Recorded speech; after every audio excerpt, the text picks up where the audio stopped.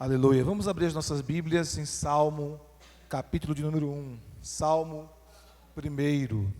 Aleluia. Glória a Deus. Deus é maravilhoso. Salmo 1, Salmo de número 1. Glória a Deus. Fiquem em pé, queridos e queridas. Vamos fazer a leitura da palavra de Deus. Todos encontraram? Diz assim a palavra do Senhor. Como é feliz aquele que não segue o conselho dos ímpios, não imita a conduta dos pecadores, nem se assenta na roda dos zombadores. Ao contrário, sua satisfação está na lei do Senhor, e nessa lei medita dia e noite. É como árvore plantada à beira de águas correntes, dá fruto no tempo certo, e suas folhas não murcham. Tudo o que ele faz prospera. Não é o caso dos ímpios, são como palha que o vento leva. Por isso, os ímpios não resistirão no julgamento, nem os pecadores na comunidade dos justos. Pois o Senhor aprova o caminho dos justos, mas o caminho dos ímpios leva à destruição. Amém? Pai querido, nós oramos e pedimos ao Senhor que pela Tua palavra possa falar poderosamente ao nosso coração e que pela Tua palavra nós sejamos orientados, Senhor, consolados, conduzidos, transformados, em nome de Jesus. Opera nessa noite como Tu queres, amigo Espírito Santo, por meio da Tua palavra, em nome de Jesus. Amém? Glória a Deus. Pode sentar, queridos. Hoje eu quero falar sobre como posso ter uma vida abençoada. Como eu posso ter uma vida abençoada. A verdade é que todos nós, temos dentro de nós um anseio por ter uma vida abençoada. Um anseio de ser abençoado. Não foi à toa que Jacó lutou com Deus, não é? A Bíblia diz que ele lutou com Deus em oração, agarrado ali no Senhor, e disse: eu não te solto, não te deixo ir, enquanto não me abençoares. Porque o desejo de Jacó era ser abençoado por Deus, era ter o favor de Deus sobre a sua vida. E isso está no anseio do homem, no anseio do coração humano, o desejo de ser abençoado, o desejo de ser favorecido. Nós buscamos por isso, e como cristãos, como servos de Deus, nós realmente desejamos ser abençoados, ter o favor de Deus, porque a bênção é, na verdade, a manifestação do favor de Deus em nossa vida, nos agraciando, abençoando as nossas vidas, não é? Em cada aspecto, em cada área, familiar, conjugal, a vida dos nossos filhos, a vida espiritual, o nosso relacionamento com Deus, a nossa vida profissional, a prosperidade, a saúde, a própria salvação em si, como sinal de favor, de bênção, a mais alta bênção, na verdade, que é a salvação. Enfim, nós desejamos ser abençoados. E esse texto nos mostra pelo menos 3 passos que nós podemos trilhar para que nós possamos ter uma vida abençoada. A primeira delas é ser seletivo com as pessoas que podem influenciar a nossa vida. Nós precisamos entender isso, que pessoas são importantes. Nós influenciamos e somos influenciados. É uma realidade, nós somos influenciados por pessoas. E não há problema em ser influenciado, o problema é o tipo de influência que nós recebemos. Porque se nós recebemos uma influência positiva, de pessoas que nos ajudam a andar mais com Deus, a estar mais perto de Deus, a estar mais próximo de Deus, isso é maravilhoso. De pessoas que nos ajudam a ser pessoas melhores, nos influenciam e nos inspiram a ser pessoas melhores, isso é maravilhoso, não tem problema nenhum nisso, pelo contrário, isso é bênção, isso é positivo.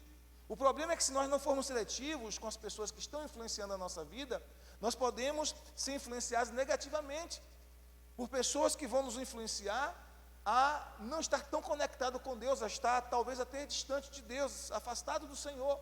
E o texto começa exatamente dizendo isso. Em outras palavras, o texto diz exatamente isso, porque o texto diz assim: olha, feliz, como é feliz o que não anda segundo o conselho dos ímpios, que não imita a conduta dos pecadores, nem se assenta na roda dos zombadores ou dos escarnecedores, daqueles que escarnecem de Deus, daqueles que zombam daquilo que é sagrado, daqueles que zombam daquilo que é inerente ao espiritual. Então ele diz: não ande com essas pessoas, ou seja, não permita que essas pessoas de má índole, essas pessoas que não temem a Deus, essas pessoas que não confiam no Senhor, que são ímpias, que praticam impiedade, influenciem vocês. Não andem com essas pessoas, não sigam o conselho dessas pessoas, não sigam o caminho dessas pessoas, não permita que essas pessoas, os zombadores, influenciem vocês. Por que o Salmo começa dizendo isso? Porque Deus está falando conosco através do salmista que pessoas são importantes na nossa vida, que pessoas são fundamentais para o nosso avanço, para o nosso crescimento, ou também para o nosso prejuízo. Porque se nós permitirmos que pessoas más influenciem a nossa vida, se nós permitirmos que pessoas más nos conduzam, nós iremos ter prejuízos terríveis em nossa vida. Porque a Bíblia nos fala também, lá em 1 Coríntios, capítulo 15, versículo 33, que as más companhias corrompem os bons costumes. A gente às vezes usa muito isso para os mais jovens, para aqueles que são adolescentes, ou ainda na fase infantil, ou chegando na adolescência, ou mesmo na juventude. Mas na verdade isso serve para todos nós, mesmo aqueles que já são adultos e que já são maduros e que já são pessoas que caminham há muito tempo com Cristo. Nós precisamos estar vigiando constantemente. Essa semana a gente soube de uma pessoa muito conhecida nossa, um pastor, e crente há muitos anos, que se afastou do Evangelho, que se desviou totalmente do Senhor, e que está vivendo uma vida totalmente distante do propósito de Deus, e até um bar abriu, né? Então assim, é triste isso, e eu fiquei me perguntando como pode, né? E aí eu pensei assim, ninguém está livre, ninguém está isento, a gente tem que continuar vigiando, continuar atento, porque alguém pode dizer assim, mas a pessoa crente há tantos anos, né? Uma pessoa que há tantos anos servia a Deus, buscando a Deus ali, mas por um vacilo, e aconteceu exatamente nesse período de pandemia agora, né, de 2020 para cá, que foi algo que despertou e revelou muita coisa, não é verdade? Muita coisa foi revelada nesse período de pandemia, mas a grande questão é, ninguém está isento, então a gente precisa ter cuidado com as companhias, ter cuidado com as pessoas que estão nos influenciando, quem está nos influenciando, quais são as pessoas que nos influenciam, o que a gente ouve das pessoas, a gente coloca aquilo no coração, porque a gente vai ver na Bíblia que Jesus, ele andava com muitas pessoas, mas na verdade, não é que ele andava com aquelas pessoas, a maioria delas andava com Jesus, elas andavam com Jesus, no sentido de que Jesus era quem influenciava aquelas pessoas. Jesus não permitia ser influenciado pela má conduta de ninguém, ele pelo contrário influenciava as pessoas positivamente. E quando ele não conseguia fazer isso, porque as pessoas tinham um coração resistente, como era o caso dos fariseus, Jesus não queria relacionamento com eles. Jesus se afastava deles, deixava que eles seguissem o seu caminho, como aconteceu até com aquele jovem rico, que Jesus, a Bíblia diz que Jesus o amou e disse: vende tudo que tens e dá aos pobres, terás um tesouro na vida. Aquele jovem saiu triste dali, e foi embora e seguiu o seu caminho. E Jesus não ficou tentando de alguma forma barganhar, convencer, não, Jesus simplesmente deixou que ele seguisse o seu caminho, porque Jesus permitiu, o coração dele estar tão endurecido, pelo amor e pelo apego às riquezas, e isso não fazia parte da conduta da vida de Jesus, e Jesus deixou com que ele seguisse o seu caminho. Então a gente precisa ser assim, a gente deve amar todo mundo, respeitar todo mundo, tentar influenciar o máximo de pessoas possível com o Evangelho, mas a gente percebe que a pessoa não quer se abrir para o Evangelho, e ela quer nos influenciar para o mal, a gente simplesmente ama essa pessoa ao ponto de deixar ela seguir o seu caminho, e a gente vai continuar orando, vai continuar intercedendo, vai continuar buscando a Deus. Então, a primeira coisa que a gente vai aprender nesse texto, para ter uma vida abençoada, é ter cuidado, ser seletivo com as pessoas que podem influenciar a minha vida, que podem influenciar a nossa vida. Quem é que está nos influenciando? E com que propósito está nos influenciando? E para que está nos influenciando? Para que direção está nos influenciando? Jesus nos disse que é possível um cego guiar um outro cego. Jesus disse isso. E ambos caem no buraco. Quem disse isso foi Jesus. Então tem muitas pessoas que estão cegas, sendo guiadas ou sendo influenciadas por outras pessoas que são cegas também. E os dois sendo cegos, um tentando influenciar ou guiar o outro, e eu estou falando de cegueira espiritual, os dois cairão no buraco espiritual, cairão no fundo do poço espiritual. Por isso esse texto começa dizendo assim: bem-aventurado ou feliz, abençoado. Abençoado é aquele que não segue o conselho dos ímpios.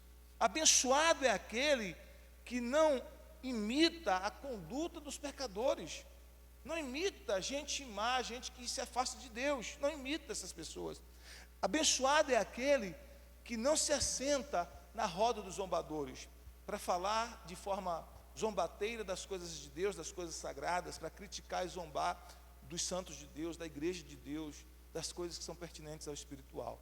Então, o primeiro passo aqui que a gente vai entender nesse texto é que a gente não pode ser pessoas influenciadas para o mal. Amém? Nós precisamos ser influenciadores para o bem e precisamos também buscar para a nossa vida pessoas que nos influenciem para o bem. Pessoas que nos ajudem a estar mais perto de Deus, a estar mais próximo do propósito de Deus, que nos ajudem a ser pessoas melhores, a ser filhos melhores, a ser pais melhores, a ser cônjuges melhores, pessoas que sirvam de inspiração para nós, para o nosso crescimento. Infelizmente, a nossa sociedade está cada vez mais buscando gente que só influencia para o mal. Você vai ver na internet que os grandes influenciadores, infelizmente, influenciam as pessoas para o mal. Quando você vai ver aqueles influenciadores que têm milhões e milhões e milhões de seguidores, você vai ver que a vida da pessoa, geralmente, com raríssimas exceções, geralmente é uma vida que influencia as pessoas para o mal, que influencia os jovens para o mal. Só influencia para futilidades, para coisas que não têm algo grande, relevante, propósitos grandes e relevantes. Mas nós temos que ter cuidado. Quem é que está nos influenciando? Ou de perto ou de longe. Não precisa ser só de perto, pode ser de longe. Hoje, com as redes sociais, com a internet, é possível influenciar de longe. Então, quem é que está influenciando a nossa vida? Então, nós precisamos ter cuidado para não permitir que pessoas que estão distantes de Deus nos influenciem para estar distante de Deus. Que pessoas nos influenciem para a futilidade, que pessoas nos influenciem para uma vida sem propósito. A gente não pode permitir isso. Então, a gente tem que ser seletivo, e é isso que esse primeiro versículo nos ensina, com as pessoas que estão nos influenciando. A segunda coisa que a gente vai perceber nesse texto, para ter uma vida abençoada, como posso ter uma vida abençoada, é ter prazer em meditar na palavra de Deus. Ter prazer em meditar na palavra de Deus. O texto diz assim, verso 2: ao contrário, a sua satisfação, ou seja, o seu prazer, está na lei do Senhor, e nesta lei medita de dia e de noite. É como árvore plantada à beira de águas correntes, dá fruto no tempo certo, e suas folhas não murcham, e tudo o que ele faz prosperará. Tudo o que ele faz prospera. Então, ter prazer na lei do Senhor, meditar na palavra do Senhor, é outro princípio para ter uma vida abençoada. E o texto nos ensina a meditar na palavra, não apenas ler, não é? Ler de forma superficial, ler de forma rasa, não vai fazer com que a gente usufrua os maiores benefícios da palavra. Para ter uma vida de fato abençoada, a gente precisa meditar na palavra. E é como ruminar, a gente usa até essa expressão, né? O ruminar a palavra. Porque a gente vai perceber, tirando o exemplo da natureza, e a gente tem propriedade para falar isso, porque o próprio Jesus nos ensinou através de muitos exemplos da natureza.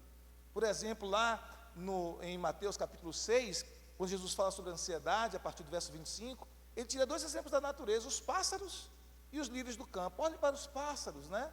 Que não semeiam, nem ajuntam os celeiros, e o Pai os alimenta. Depois ele diz, olhe para os lírios, que são tão bonitos e belos, e amanhã lançado no forno, Deus vestirá vocês muito mais do que as flores do campo. Então Jesus tirou exemplos da natureza para nos ensinar coisas espirituais. Então a gente pode pensar nisso também aqui, tirar esse exemplo dos ruminantes, como a vaca, como o boi, que eles comem o capim, e eles vão mastigando ali aquele capim, eles engolem, depois eles regurgitam de novo, traz novamente para a boca, mastiga de novo, mastiga, depois engole de novo, e faz esse processo algumas vezes. Para que eles fazem isso? Para que eles possam absorver o máximo de nutrientes daquele capim. E você pensa, o boi não come outra coisa a não ser capim, irmãos. Ele não come salada, não é? Só se você der, mas de modo geral, no pasto, ele só come isso, né? Não come outra coisa, não come carne. Um bicho daquele tamanho tem todas as suas vitaminas, tem todos os seus nutrientes, basicamente tirado do capim. É claro que as grandes fazendas dão outros nutrientes, às vezes um sal e outras coisas assim, mas de modo geral, eles tiram todos os nutrientes do capim. Por quê? Porque eles ruminam aquela alimentação, eles ruminam aquele capim. Então, meditar na palavra é como se fosse simbolicamente se ruminar, por isso que a gente chama de ruminar a palavra. É você ler aquele texto sagrado, é você ouvir aquela pregação, ou aquele versículo, você internalizar, depois você trazer de novo a sua mente, pensar sobre aquilo, e de novo de novo, e ponderar, refletir, ponderar. É assim que Deus está falando com você. É assim que Deus é construindo verdades no seu coração, no seu espírito, por meio da meditação. Mas a pessoa que apenas ouve superficialmente, ou apenas lê superficialmente, que ela não se aprofunda na palavra, que ela não cria raiz na palavra, ela é um alvo fácil para que o diabo venha lá e roube a semente da palavra que é semeada no coração daquela pessoa, como Jesus falou na parábola do semeador em Mateus capítulo 13. Então, é muito importante que a gente aprenda a meditar na palavra de Deus, porque esse é o caminho para ter uma vida abençoada. Como eu posso ter uma vida abençoada? Eu preciso meditar na palavra. Eu preciso aprender o poder da meditação na palavra de Deus. Então o texto diz que aquele que medita na palavra de Deus, a primeira coisa que vai acontecer com ele, ele vai frutificar. A pessoa que aprende a meditar na palavra, o texto diz que ela vai frutificar. O texto diz assim: será como árvore plantada à beira de águas correntes, que dá fruto no tempo certo, na estação certa. Então quem medita na palavra dá frutos. Quem medita na palavra vai frutificar. E um dos frutos que essa pessoa vai produzir é o fruto do Espírito, que está descrito lá em Gálatas capítulo 5, versos 22 a 23, que diz assim: o fruto do Espírito é amor, longanimidade, benignidade, bondade, temperança, mansidão e fé. Não é? Então, a pessoa vai começar a produzir o fruto do Espírito, será uma pessoa amável, será uma pessoa mansa, será uma pessoa equilibrada, será uma pessoa dócil, porque ao meditar na palavra, ela vai começar a frutificar, e o primeiro fruto que vai acontecer é fruto do Espírito. A pessoa também vai produzir o fruto do arrependimento, frutos dignos de arrependimento, como disse João Batista na sua pregação. Então vai produzir muitos frutos de Deus, frutos de evangelismo, porque ela vai falar do que está no coração, e o que sai da boca dela é a palavra, até nas suas conversas informais. Então, até em conversas informais ela vai estar evangelizando, então vai produzir o fruto do evangelismo, vai produzir o fruto da generosidade. Ou seja, a pessoa que medita na palavra, ela se torna uma pessoa frutífera. O texto diz que ela é como árvore plantada junto à corrente de águas, que dá fruto na estação certa, que dá fruto no tempo adequado. O que acontece com a árvore plantada numa corrente de águas? É uma árvore sempre frondosa, sempre bonita, e ao mesmo tempo uma árvore frutífera, uma árvore que produz frutos. Então quem medita na palavra frutifica.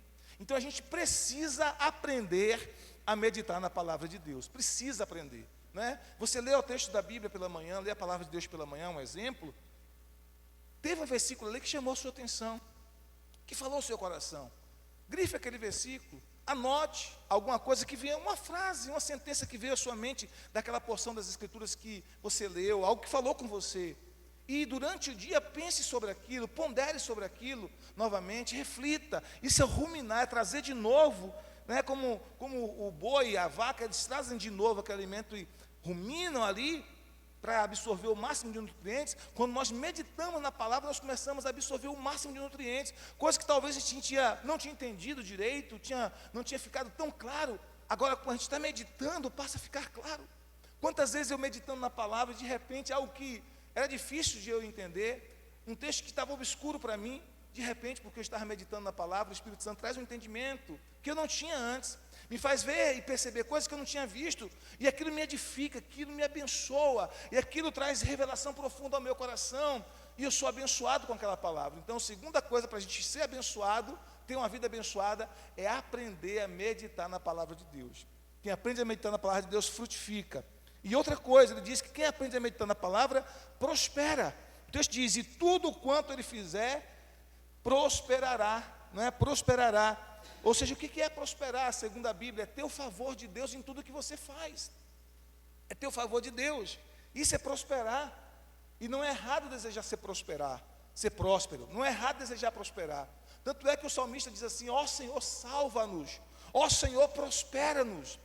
Era uma oração do salmista pedindo a Deus não apenas a salvação, que tem vários desdobramentos, um deles é livramento, saúde, mas também ele pede prosperidade, avanço, crescimento, ser bem sucedido naquilo que ele fizesse, ter o favor de Deus naquilo que ele fizesse. Então prosperar é você ter a bênção de Deus, é você ter o favor de Deus naquilo que você faz, é você sair de um nível para um nível maior, é você avançar. E não tem a ver só com questão financeira. Tem muitas pessoas que pensam que prosperar é só a questão financeira. Não é, é muito mais do que isso. Prosperar é você ter a provisão completa de Deus na sua vida. É você ter uma vida equilibrada, é você ter um bom relacionamento com Deus, é você ter intimidade com o Espírito Santo, é você ouvir Deus falando com você, é você ter saúde mental, emocional, saúde no seu corpo, é você ter uma família abençoada, é você ter gratidão no seu coração pelo que você tem, pelo que você come, pelo que você veste, pela casa onde você mora, porque a Bíblia diz que grande fonte de lucro são as bênçãos de Deus com contentamento. Quando você vive uma vida contente, ainda que aparentemente aos olhos dos homens você tenha pouco, mas você tem contentamento, você é contente. Enquanto que as pessoas que não têm esse contentamento no seu coração, elas podem ter muito, muito, mas estão sempre insatisfeitas, sempre infelizes, sempre descontentes. Parece que está sempre faltando algo na vida dessas pessoas. Parece que elas nunca estão plenas, elas nunca estão satisfeitas. E elas estão correndo para ter mais, mas nunca chegam a satisfação. O que adianta a pessoa ter tanto e não ter satisfação? Não ter alegria, não ter paz? Então, a grande bênção é você ter o contentamento. Então, à medida que você experimenta essa prosperidade de Deus, você tem esse contentamento, essa tranquilidade no seu coração, esse sentimento de paz no seu coração, esse sentimento de que você tem o favor de Deus, de que você é favorecido pelo céu, ainda que as circunstâncias à sua volta não estejam tão agradáveis como você gostaria que estivesse, você tem essa sensação de que Deus está com você, e Deus é com você até nos lugares mais inapropriados, como a Bíblia diz que Deus foi com José, e é interessante porque Deus esteve com José na cisterna, Deus esteve com José quando José era perseguido pelos seus irmãos, Deus esteve com José na casa de Potifar, Deus esteve com José quando José foi injustiçado e lançado na cadeia. Ali na cadeia Deus esteve com José. A Bíblia deixa claro, diz assim, Deus estava com José. Ele encontrou favor ali na cadeia. E ele foi para o palácio. E ele encontrou favor no palácio, porque Deus estava com ele. Então a Bíblia vai construindo essa narrativa, esse enredo, nos mostrando que independente da situação que José estava vivendo, Deus estava com ele. E Deus o favorecia. E Deus fazia com que ele encontrasse favor diante das pessoas. Mesmo quando ele estava na cadeia, ou quando ele estava no palácio, ele tinha favor de Deus. Isso é prosperidade, irmãos. Isso é prosperidade, você ter favor do Senhor, independente das circunstâncias que você está enfrentando. Claro que o mundo não pensa assim, porque o mundo pensa em prosperidade apenas como aquisição financeira, apenas como dinheiro. Claro que ter a bênção financeira é importante também. A Bíblia diz em Eclesiastes que o dinheiro a tudo responde, né? Deus quer nos favorecer também financeiramente, mas é muito mais do que isso, é muito além do que isso. Então a Bíblia diz que quando você medita na palavra de Deus de dia e de noite, e você faz disso um hábito na sua vida, você é abençoado, de tal maneira que você vai frutificar, você vai produzir o fruto do Espírito, o fruto do arrependimento, o fruto do evangelismo, o fruto da generosidade. Você vai produzir esses frutos na sua vida, e você também vai prosperar, você vai avançar, você vai sair de um nível e ir para outro, em todas as áreas da sua vida, você estará sempre em avanço, em crescimento, prosperidade espiritual, prosperidade financeira, prosperidade conjugal, prosperidade familiar, prosperidade nos seus relacionamentos, prosperidade no seu ministério que você tem em Deus, você vai estar sempre prosperando, avançando, crescendo em Deus, amém? Porque você criou o hábito de meditar na palavra de Deus de dia e de noite. A terceira bênção, a terceira forma de sermos abençoados é entender que há uma diferença entre os justos e os ímpios. Entender que há uma diferença entre justos e ímpios. O texto começa a nos dizer isso no versículo de número 4. Diz assim no verso 4: não é o caso dos ímpios. Porque ele falou dos justos, né? Falou que os justos meditam na palavra, o justo prospera em tudo que faz, o justo frutifica, o justo está plantado junto à corrente de rios. Agora ele vai dizer do ímpio, ele diz, não é o caso dos ímpios. Então agora ele faz uma distinção entre o justo e o ímpio. Ele diz, não é o caso dos ímpios. Os ímpios são como palha que o vento leva. Por isso os ímpios não resistirão no julgamento, nem os pecadores na comunidade dos justos. Pois o Senhor aprova o caminho dos justos, mas o caminho dos ímpios leva à destruição. Então, a terceira coisa para a gente ter uma vida abençoada é entender, irmãos, que há uma diferença entre o justo e o ímpio. Porque se a gente não entender, a gente vai sempre estar tentando comparar a nossa vida com o do ímpio, como fez o salmista Asaf no Salmo 73. É interessante que na descrição do Salmo 73 ele diz assim: olha, quase que eu me desviei, porque eu atentei para o caminho dos ímpios. Ele começou a olhar para os ímpios e aparentemente, aqueles ímpios que ele estava observando, aqueles homens maus que ele estava observando, aqueles que praticavam impiedade que ele estava observando, aparentemente aqueles homens tinham muita prosperidade, tinham muito dinheiro, tinham saúde, tinha longevidade. Então ele olha apenas superficialmente, ele olha apenas alguns aspectos que eram meramente terrenos, e ele começa a comparar com a sua vida, e ele está vivendo um momento de provação, de desafios, de tribulações. Ele começa a fazer essa comparação, diz: não, eles estão melhor que eu, eles não servem a Deus, estão melhor que eu, eles não temem a Deus, estão melhor que eu. Ele começa a fazer essa comparação, e diz: eu quase me desviei, quase que os meus pés vacilaram, quase que eu saí do caminho do Senhor, até que eu entrei no santuário de Deus. E aí quando ele entra no santuário de Deus, que Deus começa a falar com ele, ele entende a diferença grandiosa entre o justo e o ímpio. Ele entende que o destino final do ímpio é destruição, que o destino final do ímpio é ser destruído, enquanto que o destino final do justo é ter a recompensa eterna no Senhor. Então nós precisamos entender que há uma diferença entre o justo e o ímpio, entender que esse entendimento é um caminho de bênção para nós, porque senão a gente vai estar sempre comparando com o ímpio. E alguns que ainda não tiveram maturidade na fé, não criaram raiz na fé ainda, eles começam a dizer assim: mas ele se diverte mais, vai para festas, aparentemente tem mais alegrias, vindas, entre aspas, de substâncias químicas, como bebida e drogas. Aparentemente eles têm mais liberdade, aparentemente, porque eles podem se entregar a todo tipo de orgias sexuais, não é? Então é tudo um mundo aparente. Então, se a gente não tivesse entendimento de que o caminho do ímpio é totalmente diferente do caminho do justo, a gente não será abençoado. E ele vai nos mostrando, vai fazendo essa construção.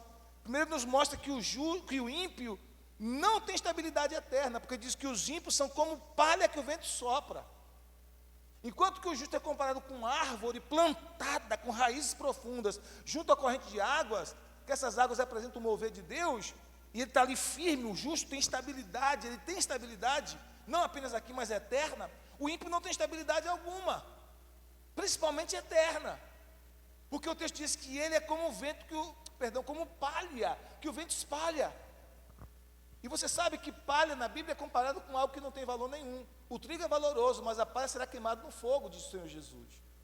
Então o ímpio é como palha, ele não tem estabilidade. Ele vai dizendo mais, ele vai dizer que o ímpio não vai resistir no julgamento, não terá lugar para o ímpio no julgamento, porque todos nós deveremos comparecer diante do tribunal de Cristo. Só que no nosso caso, o nosso pecado já foi julgado em Jesus Cristo. A gente creu nisso e recebeu esse benefício. Mas aqueles que não creem, continuarem não crendo até o final de suas vidas, eles não prevalecerão no julgamento, porque eles não receberam a aplicação do sangue de Jesus sobre eles. O texto continua mais dizendo que os ímpios não permanecerão na comunidade dos justos. Algumas versões dizem: não permanecerão na congregação dos justos. Isso fala da congregação eterna, da comunidade eterna, porque no final o Senhor fará distinção clara entre o justo e o ímpio. E o Senhor dizia: havereis diferença, e vocês verão a diferença entre o justo e o ímpio, entre o que me serve e o que não me serve. O Senhor dizia: eu farei distinção. Os ímpios não permanecerão na morada dos justos.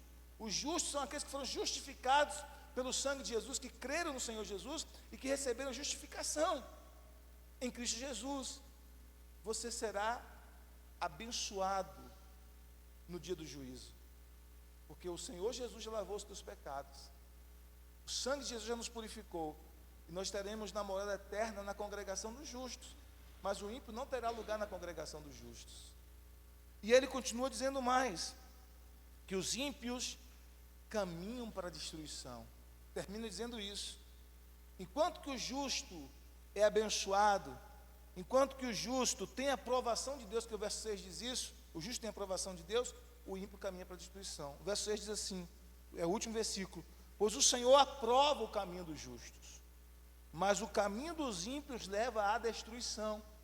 Então o caminho dos ímpios está levando o próprio homem à destruição, que são caminhos de morte, como a Bíblia diz. Há caminhos que parecem caminhos, bons caminhos, né? Há caminhos que parecem bons aos homens, mas que o final deles é caminho de morte.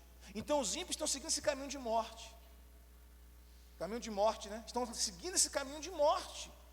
Porque eles estão seguindo naquele desejo de fazer as coisas que lhes agrada, que agrada a sua própria carne, mas estão caminhando, infelizmente, para a morte. Por isso que a Bíblia nos ensina, irmãos, há um caminho para a bênção. O Salmo 1 fala desse caminho para a bênção. Todos nós desejamos ser abençoados.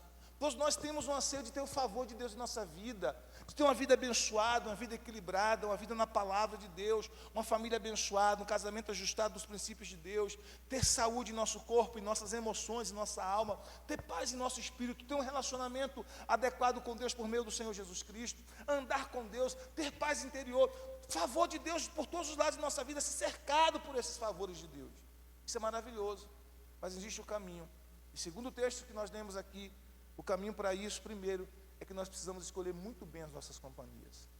Andar com gente que conhece a Deus mais do que a gente, que nos influencia a buscar a Deus. Andar com gente que nos inspire a ser pessoas melhores em Deus.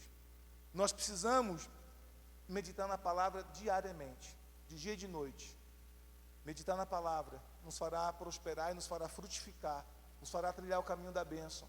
Meditar para praticar. É assim que a Bíblia nos ensina em Josué 1:8. É meditar para praticar. E, por último, entender que há uma diferença entre justos e ímpios. Você é justo, justificado em Cristo Jesus. Não em você mesmo, você é justo em Cristo Jesus. E você não pode seguir o caminho dos ímpios. Há uma diferença. O seu caminho é o caminho de Deus, é o caminho que recebe a aprovação do Senhor, enquanto que o caminho dos ímpios leva à destruição.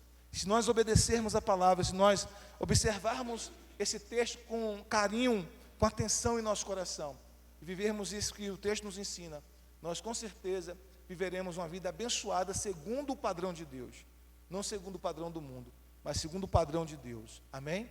Vamos orar, vamos colocar em pé. Deus deseja que você tenha uma vida abençoada, uma vida favorecida pelo Senhor, em nome de Jesus. Glória a Deus.